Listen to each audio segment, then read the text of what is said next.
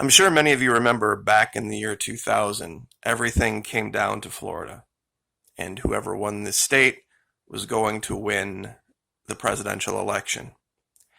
I think we're there again in 2020, that it's going to come down to Florida.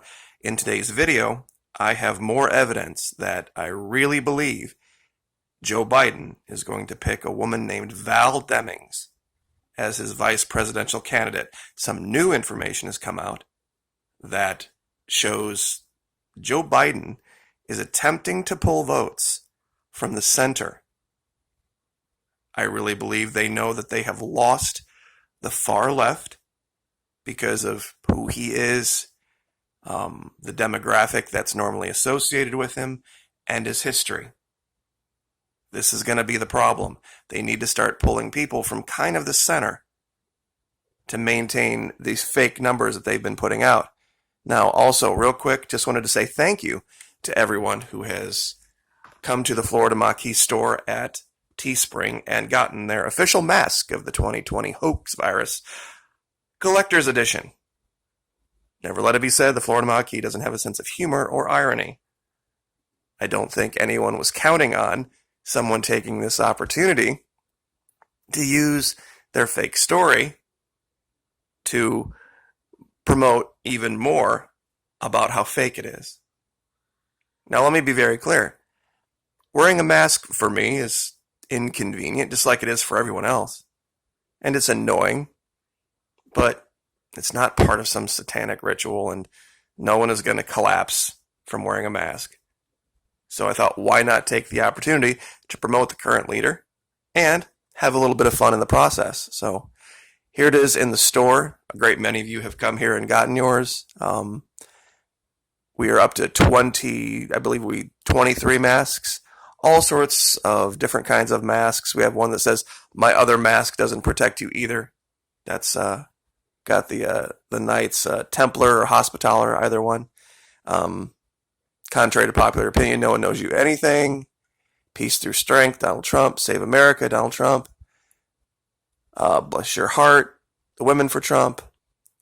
And of course, the Shalkek Nemron, this mask is why I'm voting for Trump. And of course, all sorts of masks that promote the gospel of Jesus Christ as well.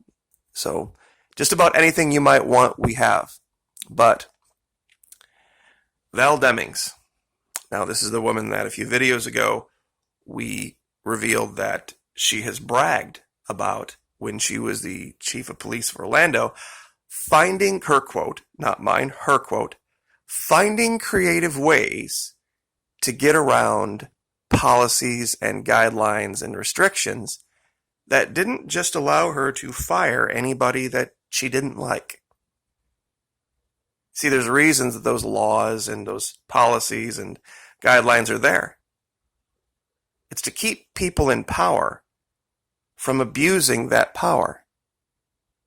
And that, of course, is right here. I'm not making that up. This is from the AP, from police chief to VP, inside Val Demings' unlikely path. Now, of course, this is the old information. We're going to get to the new here real quick. She is, of course, from Jacksonville. She was the chief of the Orlando police. And in a recent interview, Demings argued she used the tools available to her to address excessive force and bad actors on the police force. Now, here is her quote. "I think people don't really fully understand sometimes the restraints that law enforcement executives have as it pertains to discipline."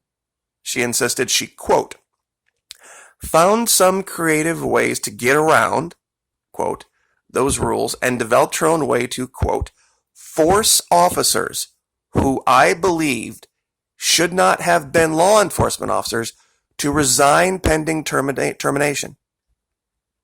So she got away with getting around the rules, getting around the guidelines, and pretty much breaking the law as the chief of the police in Orlando.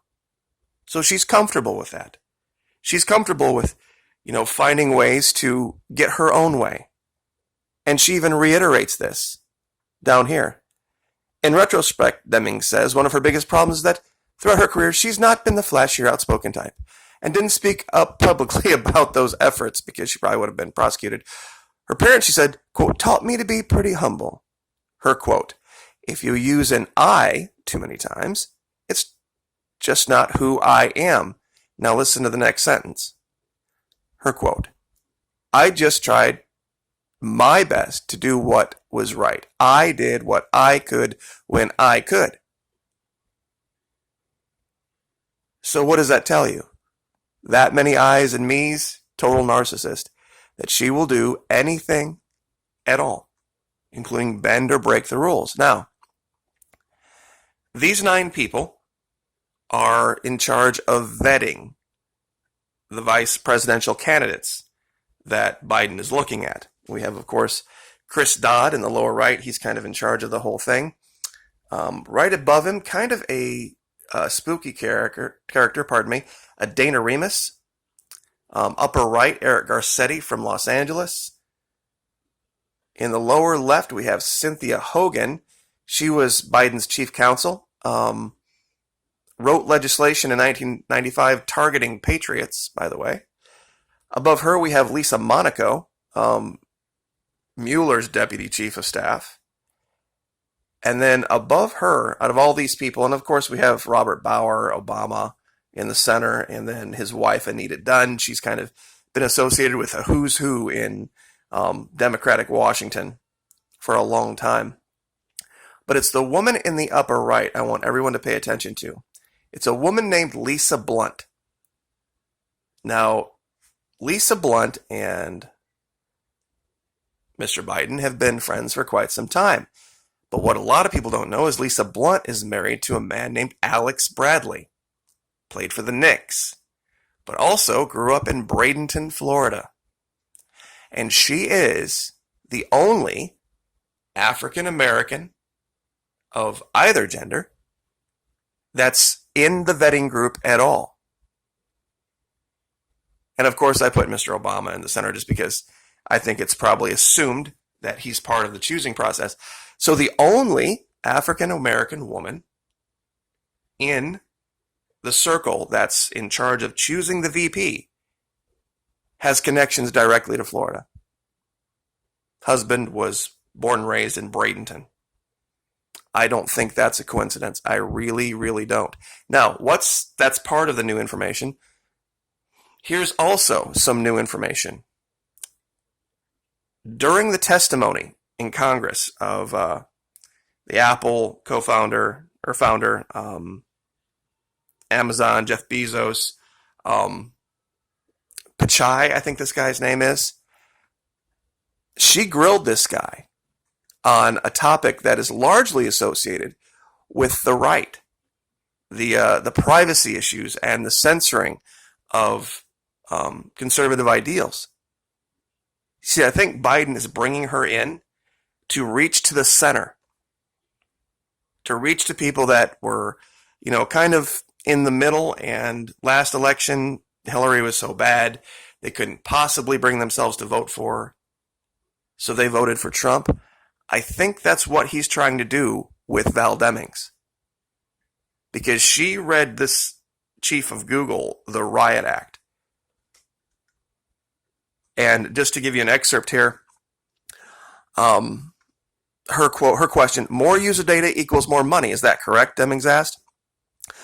And I hope I have this name right. Pichai pushed back, saying that, quote, most of the data Google collects today is to help users and provide personalized experiences back. Demings zeroed in on Google's 2007 acquisition of DoubleClick, a provider of advertising tools. She noted that the move initially raised alarm bells because of the access to data Google could receive through it.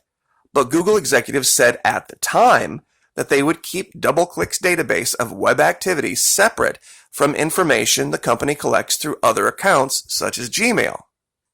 But that was 2007. 9 years later, June 2016, Google went ahead and merged this data anyway, effectively destroying anonymity on the internet. Deming said, referring to reports from that year, that Google stopped banning the practice of anonymous online ad tracking. This is not a left-wing issue. This is a right-wing issue. This is something that conservatives have been, and pro-constitutionalists have been crying about for a long time. And rightfully so. So this is what Biden is doing.